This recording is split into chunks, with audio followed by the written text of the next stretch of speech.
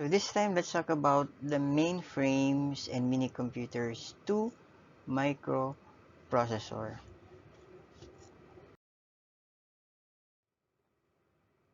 Okay, so unahin natin ang mainframes and mini computers. So what is this mainframes and mini computers? So these are actually the computers before that was developed for commercial use in the midst of the 1960s. So this was commonly used for business. So these are designed for business applications and in science and engineering. Okay? So wala pa yung mga computers sa mga bahay natin. So there are no computers for our home yet during this time. So mainframes are operated in isolation. Kaya kung mapasin nyo yan, ganyan kalalaki yung mga computers na yan. And then, mainframe computers have large memory storage kasi nga it is being used for business or in science or in engineering purposes. While mini computers have small or less memory storage than and mainframe computers. So, mas maliit lang yung memory storage niya compared sa mainframe. But again, still, ginagamit siya for business applications or ginagamit for business and then in science and engineering. Now, this time, nagkaroon na tayo ng microprocessor. So what's this thing about microprocessor?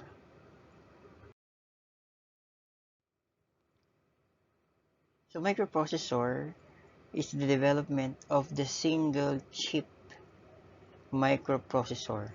Okay? And it was an enormous catalyst to the popularization of a cheap and easy to use and truly a personal computers. Okay, so ito na yung kumbaga, these computers are not designed anymore for a large business, no, for science exploration or purposes or engineering things. So these are computers for the home. Okay? Now, since yung mga mainframes, meron siyang mga maraming microprocessor. So they are called as multi-processing systems. No? So dahil ito, isa lang na processor, kaya tinawag ng microprocessor. And since it is a computer that has only one processor, so the computer is now called as a microcomputer. So a microcomputer is a small, relative, inexpensive computer with a microprocessor as its central processing unit. Okay, so that's why it's called a microcomputer. It has only one single chip processor. So that's the microprocessor. Okay, so these are what you see on your screen are examples of the computers. You have the desktop, we have the laptop, we have the netbook, the hybrid, the tablet, and the smartphones. Okay, so yung nasa taas ay yung isa sa pinakang unang computer na developed for personal use, no?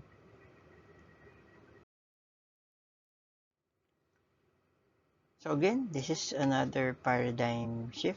Why?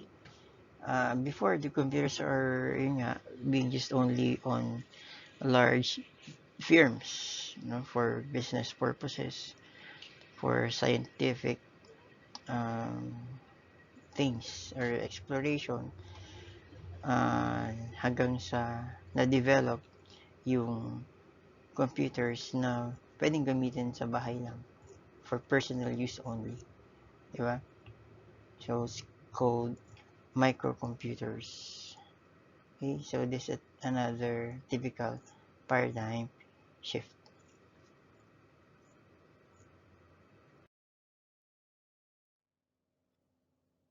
Okay, so let's move on to desktop to ubiquitous computing.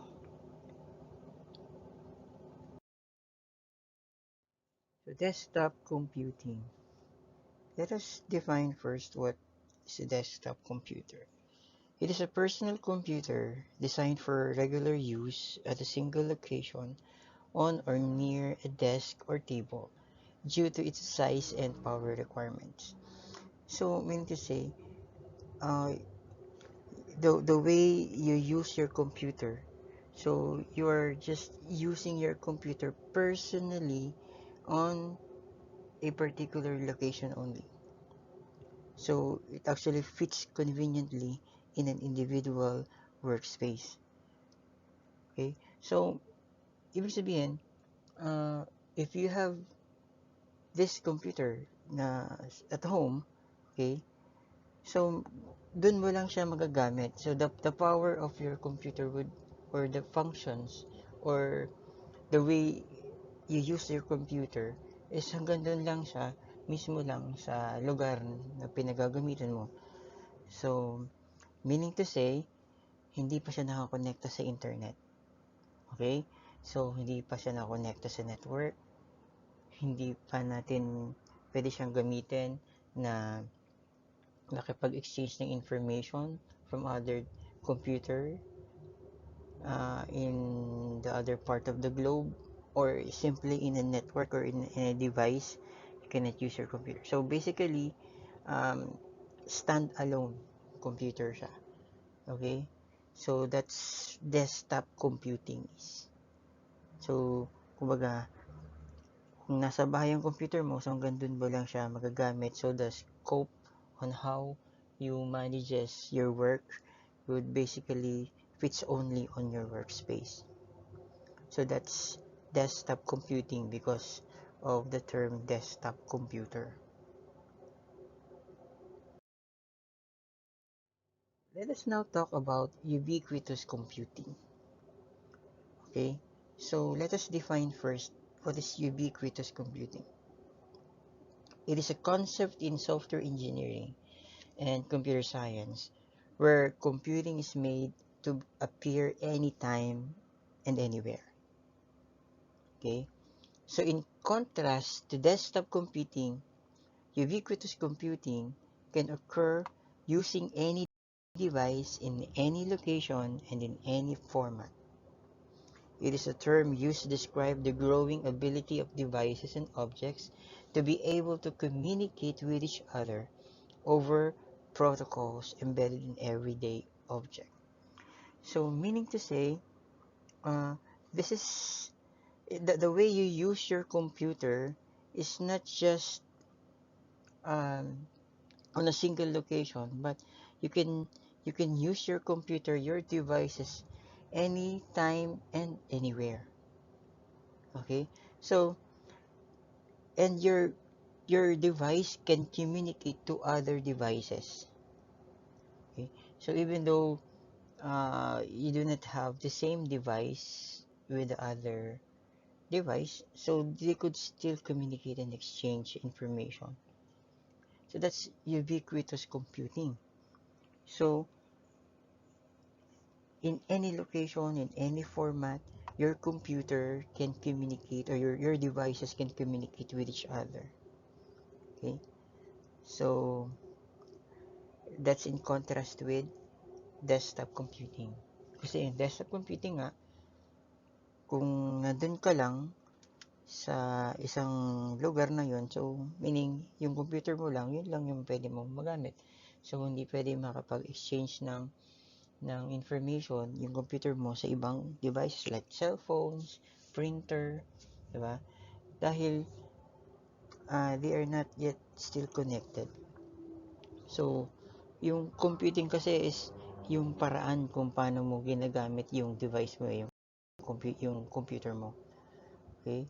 So, if your device or yung paggamit mo ng iyong device is pwede siyang mai-connect sa ibang devices, or kung yung paggamit mo ng iyong device ay pwedeng makapag-exchange ng data ng information to other devices. Yan. So, ibig sabihin, ubiquitous computing yun.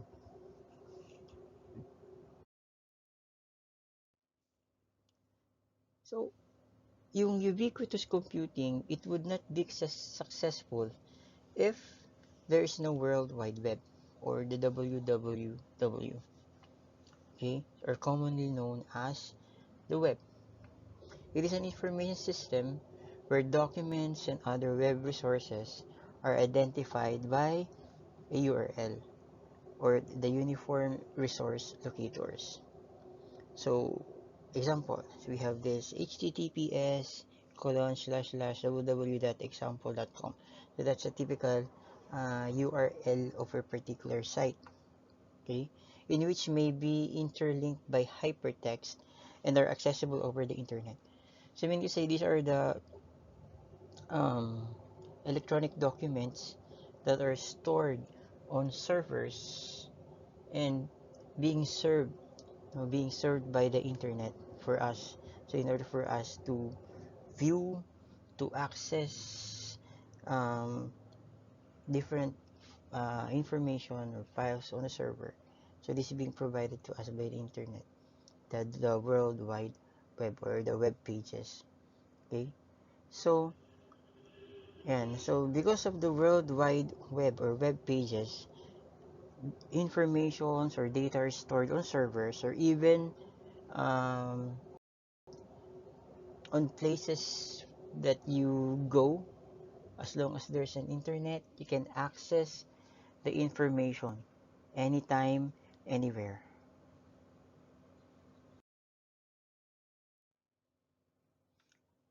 So this is the paradigm shift from desktop to ubiquitous computing.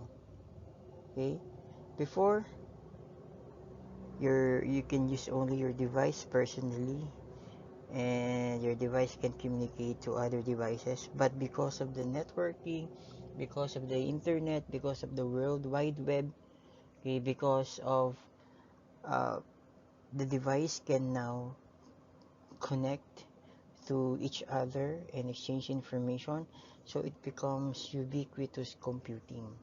So this is a total paradigm shift. Yan, kasi dati may computer ka, hanggang dun lang sa bahay mo, yun lang magagamit mo. Kapag nasa school ka, di ba, hindi mo magagamit or hindi mo, you cannot access your files if you're on other place.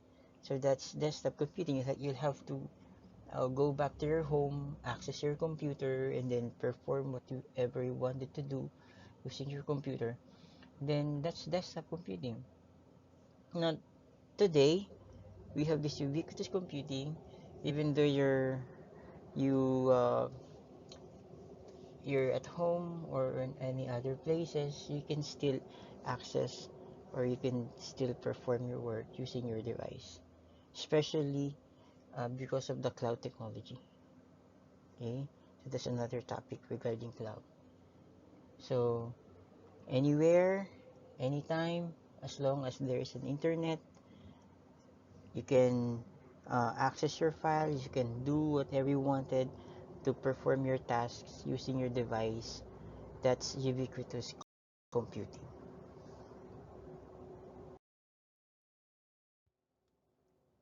And that's it for now again. So thank you very much.